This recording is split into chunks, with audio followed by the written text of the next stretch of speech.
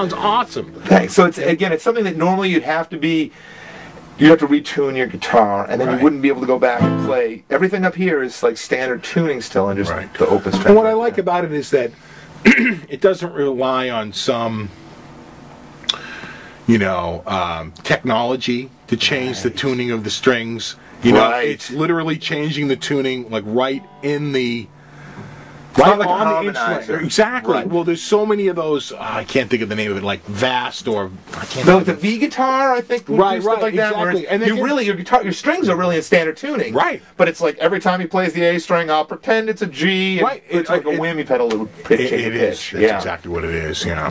So another thing you can do with this tuning. Let me just check that. I'm very hesitant when I put the capo on. I got to make sure that it's the open. Right there was my open string was a little out of tune. But my rule is, if this capo's on a string, I do not want to tune that string. I got to get that right before it's on. Right. So what I took that same capo that was holding down the D, G, and B strings, and now it's holding down the A, D, and G strings. Like an E sus. Like an E sus, and it gives us essentially the same configuration as Dadgad. I was playing this, and my girlfriend was pointing out that it was like you can play like a beginner can play the Who now. Right. But you can use that. I'll play a little riff that. See, if you were going to play Kashmir on standard tuned guitar, you'd have to keep on these strings. Because the open strings wouldn't agree with that riff. Right. But now I can go. Right. I'll show you where it really pays off. It's here.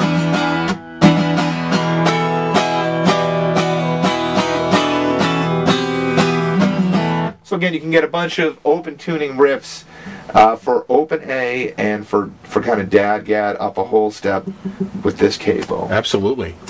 Then it gets weird. The next stuff is weirder. This is called the third hand capo. I guess they have so you have specialized capos and universal capos. So this is a specialized capo where it's designed to hold down just 3 strings at a time.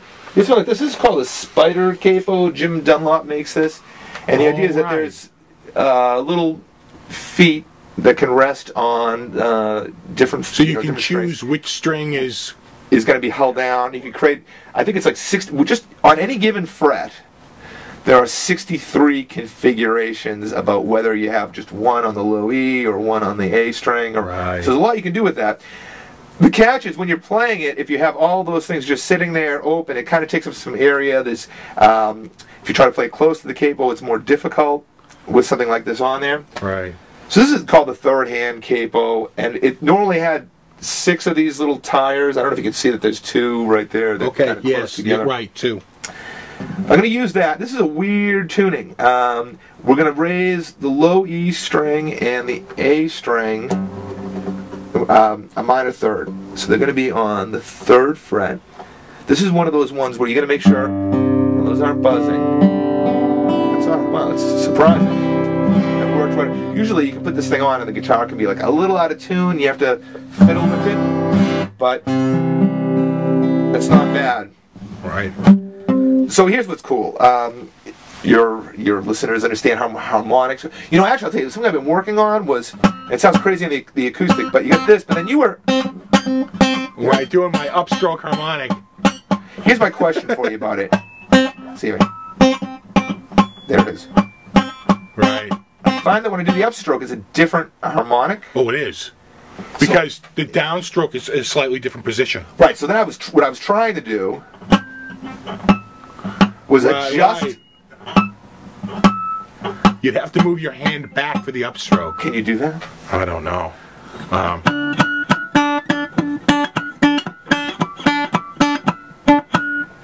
Apparently not. No, yeah, I had it's it like for a second circular there, motion. That's awesome. I want to make sure that your listeners understand. Pitch harmonics, it's not like a super easy technique on an electric guitar with distortion. It still takes a lot of skill. Yeah. to do what you're doing right there, that's amazing. And anyway, since our last video, I worked on trying to get the same harmonic, and it's going to take a lot of work. Mine just started by accident, and then I just embraced it, just like raking. I just do the raking because it started out just as by accident, and then I just said, well, it makes me sound a little different, and quite frankly, it gives me sort of a loose feel to my playing, and so I just went with it. I love it. The upstroke go with what you got. Is crazy. So here's the idea: is that normally in standard tuning, there's different harmonics that you can get, but you're kind of missing, say, a complete scale. Right. Let me think about that now. Because I put this capo on here, I have a G harmonic and a C harmonic down here. Right. That you normally wouldn't have in that octave. Right. So if I go like, oh yeah, right through the scale. Right. Right. So I'm gonna play another, like it's like a fisherman's song or whatever. It's what is it? Shenandoah. Let's see how this is. I'm gonna go.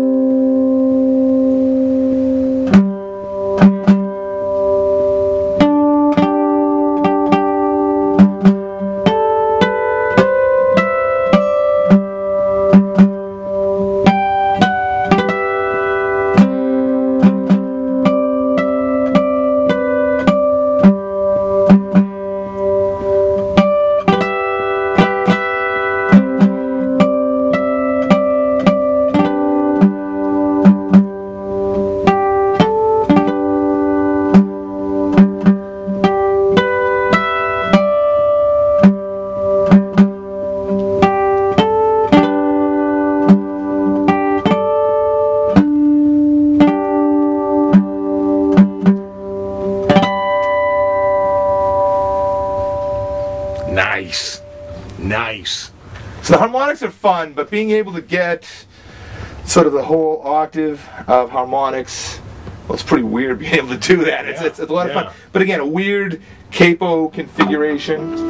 You know who has a great harmonics tune is, I love that last Satriani album, and he does this great, sort of very ethereal, out there tune with a lot of harmonics, and it's obviously an alternate tuning. Yeah. And it just goes to show you that the guitar is so versatile, because unlike piano and a lot of other instruments, you can retune it on the fly. Right. When you say the guitar is versatile, here's the observation I got to make: you could do nothing but play guitar and live to be 500 years old, and you're still not going to get it all. It's like there's so much. Like life to me is just the tip of the iceberg as far as what you could do with a guitar. Right. To me, it's a really fun thing, and it's one thing you can really specialize in one thing, and that's awesome. To me, it's like I feel like I want to be able to do something. Now this is a very interesting capo, because it looks like it's setting up to act like harmonics. Yeah. I'm hearing harmonics, and it looks like they're just touching the string just right. The setup of this capo, it's called the Harmonic capo. The setup of this capo is basically impossible, because you're trying to get it so that, see, right there, I need to make sure I can get this note if I fret it, but then, see? Right. So the clearance has to be very specific so that you can get the open string. I see, but when you fret it, it brings the string down just enough where it doesn't hit the... Right, like this, right now, when I play that string, it's just touching... just enough to bring out the harmonic. So the harmonic is actually directly over the fret. It's not... Normally the harmonic is next to the fret. Let's see here. So I guess one thing would be like you try to set it up so that, okay, the harmonic doesn't work, and then you just barely get it to work, and then if you can do that... Right. When you're playing, too, you can knock So when you're pressing down, you're lowering the string just enough to keep the harmonic from ringing out. Hopefully. Hopefully, right. Alright, so this thing does some awesome stuff. The first thing I want to show you is that, I was saying on the Hyperspace CD, you know, I'm going to record some quiet chords or whatever. But I could take some standard chords you expect to hear, like an E minor. And if you listen to what's going on there, there it is. There it is. So it's partially harmonic and partially right. Whatever I fret is a standard note, like the fundamental. Right. And whatever I don't fret.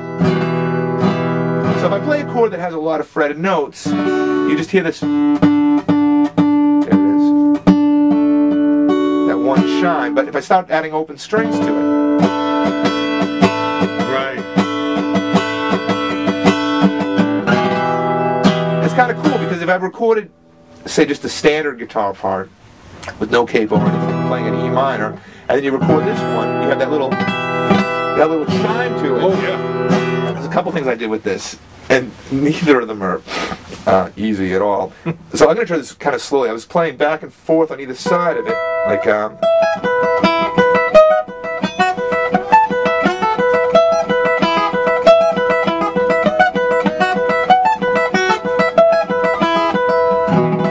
I guess if you were going to do that, Better you than me on that one. you'd have to play here, right? I'd be like this, and then I have to hold down harmonics and then jump down here. Right. There's no way that you're going to get there.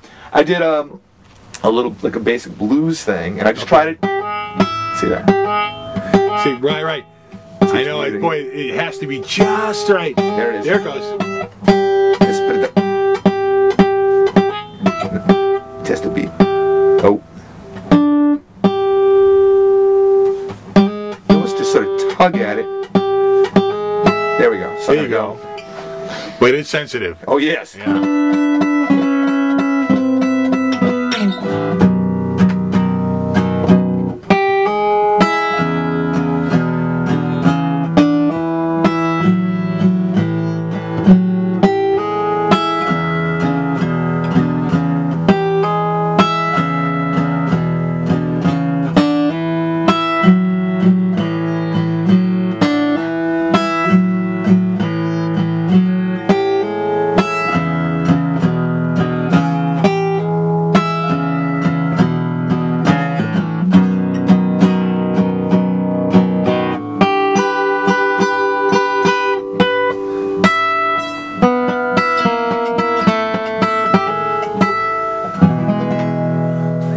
So again, depending on how you have it set up, Dude, that rocks. depending on how you have it set up, you can get them to ring out better. Like that note right Well, there. I can just tell. I mean, what you're trying to do is, I mean, you're talking about degrees of micro inches here. I mean, we're talking very, very tiny. So you can play licks using open strings. Right. I mean, I don't know how you do that without that capo. You get that You open can't. string. You couldn't. If you're over here and then hammer down there. Yeah, it's not going to happen. You know what? When I You played this might one right be here, able to try and do what I see some people who used to like tell. They would pick and try to, you know. Right. Having said that, it sounds different if you pick over here than if you pick back. I can get this. You're more tack.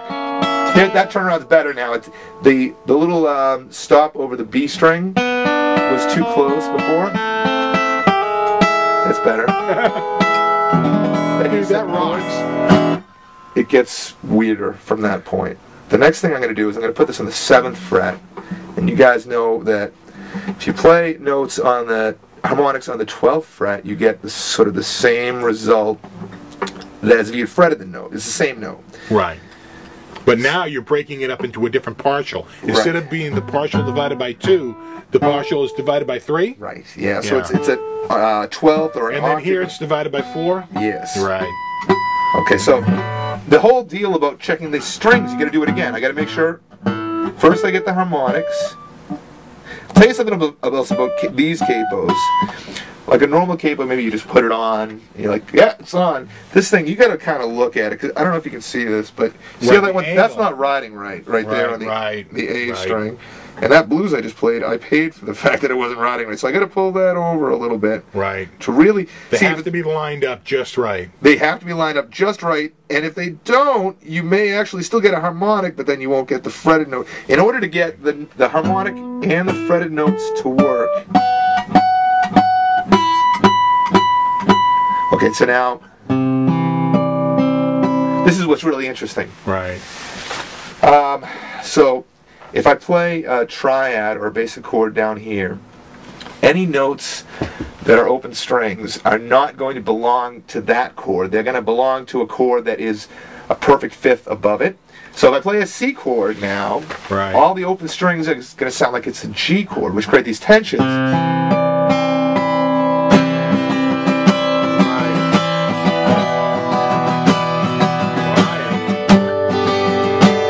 So this part right here is like a D chord. Right, D chord, right. As part of a...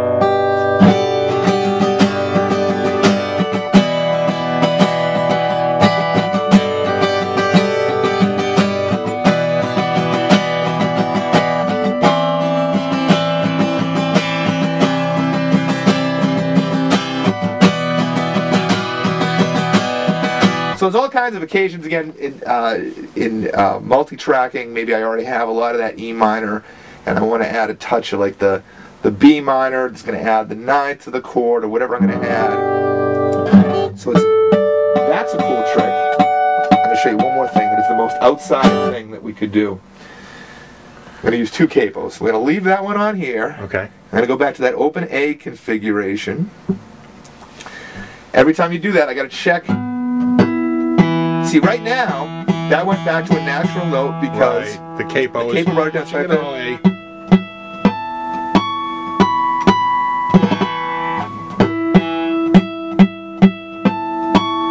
there we go. So the open strings now sound like right? There it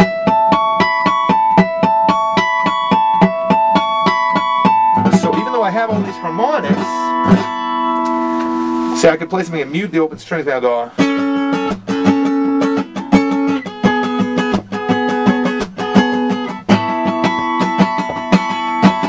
it together.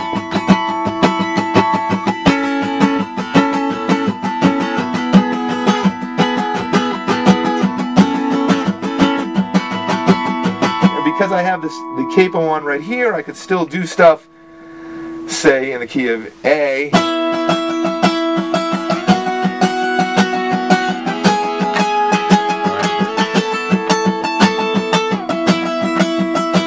Play between the capos? I don't know, can I? Right.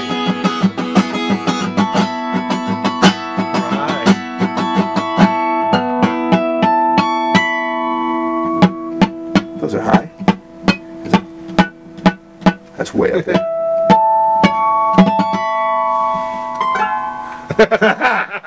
So cool, if you're going to do an electric guitar album, I recommend experiment with, add some acoustics, add a little air, fill out the sound. This whole idea with these capos, add a different type of air to what you can get. Absolutely. No, dude, these capos are just insane. And I remember you were telling me, like, oh, I have a bunch of capos to bring over. And I was like, really? Capos? Capos? Because I mean, I know about the capo, a capo, but no, those are incredible. Yeah, and clearly a lot of fun, and quite frankly, opens up the possibilities on the guitar way beyond just the standard. Yeah. You know. And if somebody had like a Floyd Rose or something, you know, you can get that D tune, or whatever. Well, now I can do drop D, but then that's the only alternate tuning you have available. If you had a setup like that, you could experiment with something like this, right, and then you can get the sound of open tunings without it. That's what I love. Right. Is the not having. Remember we said before, is like guitar. There's enough stuff. The history of guitar. Just studying that. We don't have enough time in our lives, right, to really absorb it all. I love open tunings, but like if you said, hey, I'm going to really understand all the open tunings and be able to be fluent on the guitar, and you don't have enough time in your life to do that and say play lead guitar or right, slide guitar, right, or whatever. So I think this is a great way that you can keep everything that you know about the guitar as standard tuning. That all still works. right, But then you get that sound of that open tuning. Awesome.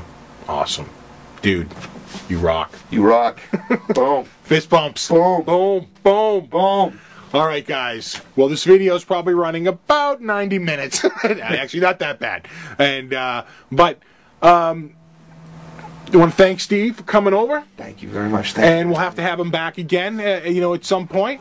And, check out his site, stevemarchena.com. Yeah. And when do you, I remember you were posting on Facebook that you had the Hyperspace coming out. Any idea of when that's going to drop? Here's the good news, Butter, is I can take my time recording all these guitars now. So right now, a year? Maybe, maybe 2014. Right. My rhythm section, they took their time with their parts, so sure. 2014 is my guess. Well, you probably have a better idea the next time you come back. Absolutely, we can talk about it. And where people can pick those capos up again? You know what you should want to check out is partialcapo.com. Okay. And what's really cool, the guy Harvey Reed runs it, and he has a bunch of books on this, and he has all these different capos. But he also sells other people's capo books and capos through the site. Okay. So if you look around the internet, that's probably where you're going to find the most stuff about that. Awesome. All right, guys. I think we're going to call it a day. And as always, rock on.